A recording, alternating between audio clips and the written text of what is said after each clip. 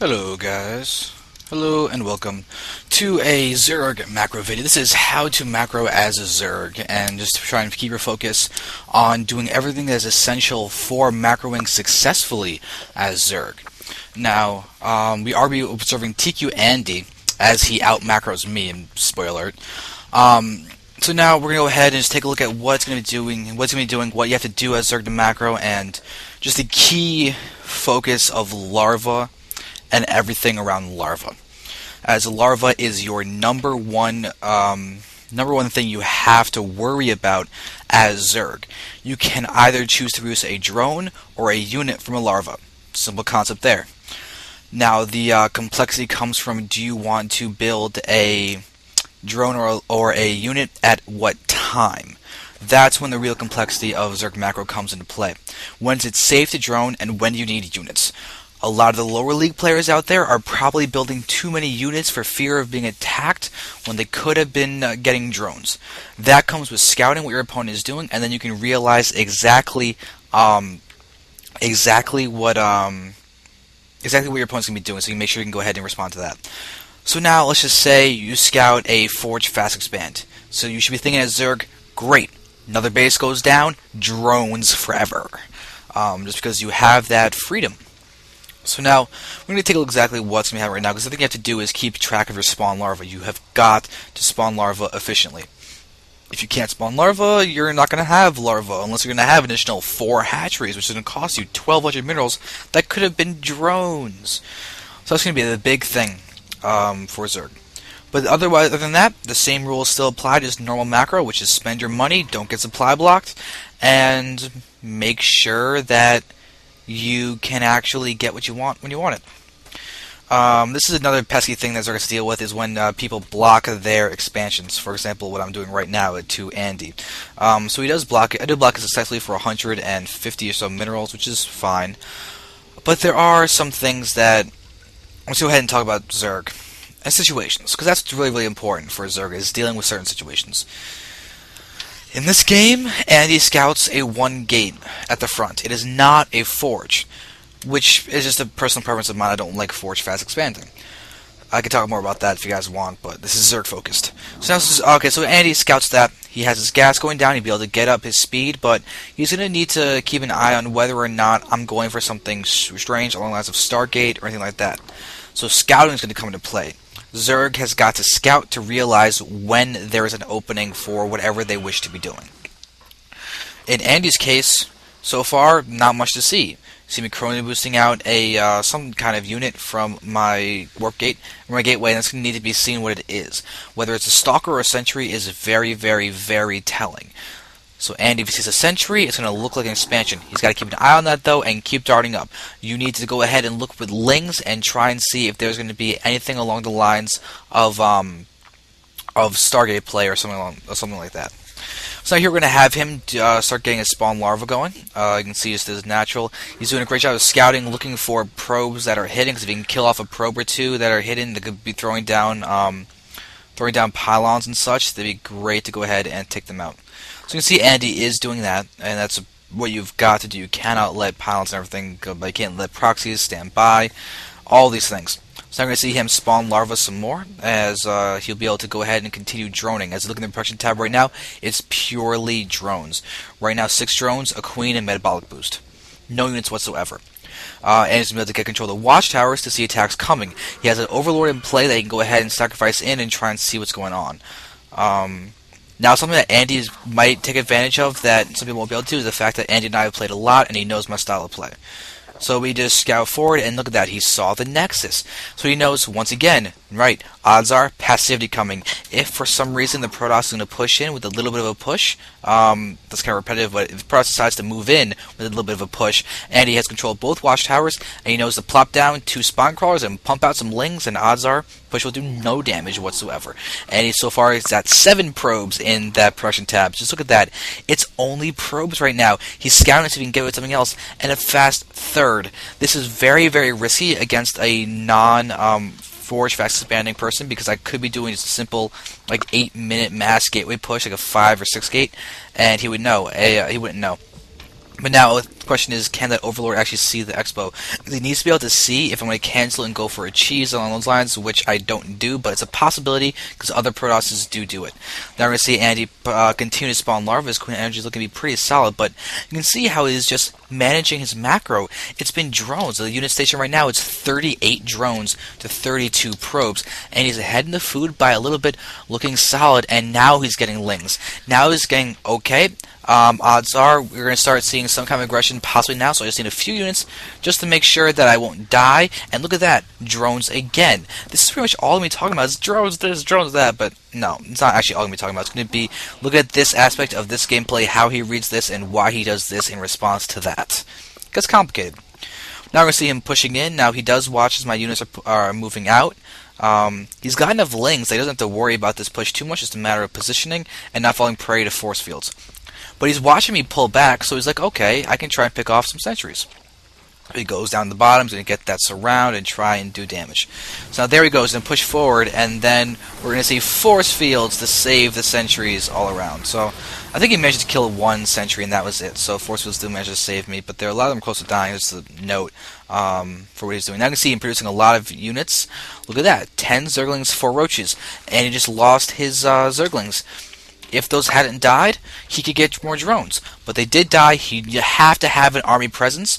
So that means no more drones for a time being. Let's get some more units and work on that way. But now he's got this base to saturate. It's time to get those drones out. He can retake his map control, and now he's got units. He's safe from a push. It's time to get some more drones. You can see more drones in the production tab. This is something you have to be wary of. Now his tech is up. He's going to go ahead and spawn larva. He's got enough energy on his queens. He can still go ahead and spawn larva. He can spawn and creep tumor, not spawn larva. As he continues to spawn that larva. Now you can see the phoenix. We know it's actually a hallucination, but you guys need to watch out to see if it's an actual phoenix or a hallucinated phoenix. A key thing you can do is just take a look at the health bars. Have your health bars always on, and look at your queens as they attack the phoenixes. Look at the death animations. Look at the tiny things to tell yourself what it is. If it's a hallucinated phoenix, it will take twice the damage your queen would normally dish out. So with one attack, you can count the hexes that is damaged, and you know hallucinated phoenix right off the bat. It's not a real phoenix. I don't have to worry about starting a play, because if you had real phoenixes, you would probably send out a real phoenix. Though there are some cases where you might want to psych out your opponent and get the actual phoenix in there and hide them when you actually throw hallucinated phoenix. I don't know. A lot of metagame things you can mess around with there, but not a big deal. Not what we're focusing on, because Andy's getting a 4th base very, very quickly. He sees my army pushing out. He's scouted me not pushing out now. About right now would be when the army would be in vision of Andy to go ahead and show the push strength and everything, but Andy's not seeing anything right now, so Andy's thinking, okay, maybe just getting that 3rd base. Possibly not though, but he's giving me time, and Andy's building roaches. At this point, he's got a good solid 60 drones to my 59 probes, so he's not that far ahead, but he's been able to get up a 4th base. His saturation is solid. His income is higher because of the spread of those workers to 3 bases compared to my 2. So even though we are even in workers right now, I should have paused this and go to the everyone camera.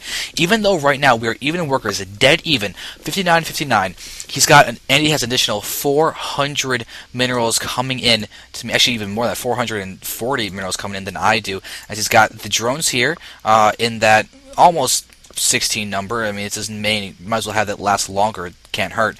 So he's got those drones there. He's got 17 drones on minerals at this base, perfect. And over at this base, we can see the drones, 17. Perfect saturation, and you can see how that is exemplified here. This is why you don't need to have 24 drones per base. You have the distribution that gives you this kind of discrepancy. When we look at me, I have look at that, full saturation at the main, and look at this, full saturation at the natural, dead even the probes and the minerals in both places, and he still has that much of a lead with the same amount of workers while I try and get up my 3rd. So note that relationship. More bases, same amount of workers, more income for you. So now let's just go back to Andy's cam. We'll go ahead and continue taking a look at exactly what he's doing now that we've shown these key important aspects of Zerg macro in this overall at the moment. So now we can see him continue to get those units, getting those upgrades, looking just solid all around. So now, as he's going to be darting forward, he's going to be able to have the opportunity to get those things up again, and now it gets confirmed. Base. he can go ahead and just show a little bit of a threat. He's got units to spare at this point in time with that kind of income. He does get caught by a couple force fields, but I mean, he can afford to lose those guys, gets a free probe kill, and just go ahead and go around for a flank. Good army management, so that's definitely nice to see. You can see him producing more spawning larvae in the midst of his army moving forward, or apparently not spawning larvae, but that'd be a nice thing to do. Look at him, completely circumventing my defensive position. That is such a annoying thing for him to do.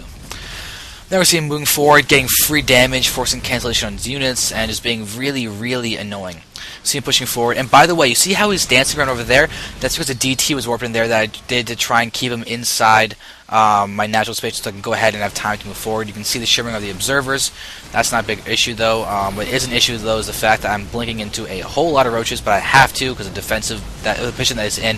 This is a great angle of engagement for him. He's doing a really good job of just being aggressive. He's forcing me to try and blink back. Now he sees the blink, he's going to move forward, but hey, look at that scouting information he's getting now. He's getting free kills on the probes, spawning the larva after managing the attack, but his energy's getting a little bit high, but his positioning and army management is looking pretty solid. He's getting more upgrades, and my base is going down. Overseers are amidst everything. You can go ahead and attack and manage a good bit of awesomeness. Now you can see he's getting drones again. Look at that. He has done damage. He's forced me to be contained. He's going to get a whole nother base because he can get away with it right now. He has Hydrotech. He knows there's going to be not a single Colossus going in, and that means you don't need Corruptors. Without Corruptors, you can go ahead and get things like Hydras that are so good against everything that are not Colossus or High Templar in the Protoss army. But Templar will be coming out for me. We can see the DTs are doing a bit of damage, so Andy's going to have to rebuild some of those workers over there. We can see he's going to be at Overseers in a bunch of places to make sure he can actually stabilize everything. As you can hear, the DT swipes. And he's pulled drones. You got to keep those drones alive. The management of these harassments is so key to being a successful Zerg, because Zerg can get harassed a lot, the most of any other race, because of that larva relationship with the drones or units that Zerg has to worry about. So now, after then the harassment, Andy loses a couple of drones, but he manages to pull them away. He's looking solid.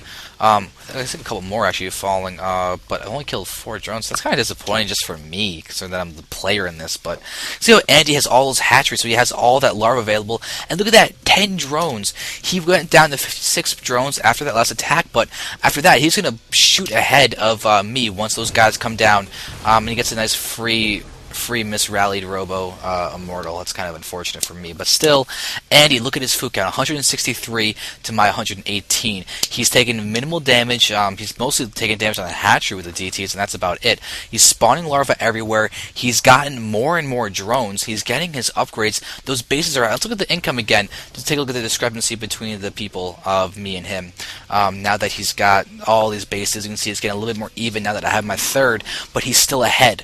1900 to 1800, not the biggest difference, but enough. Oh, now he's up to 2000 because all of those drones are popping and it's starting to mine. Now it's 2000 to 1800, getting more into Andy's favor. So this is the nature of those drones. You can remax. Look at Andy's food count, 199 to my 134. It's getting that income early that is compounding and giving Andy the ability to have just so much.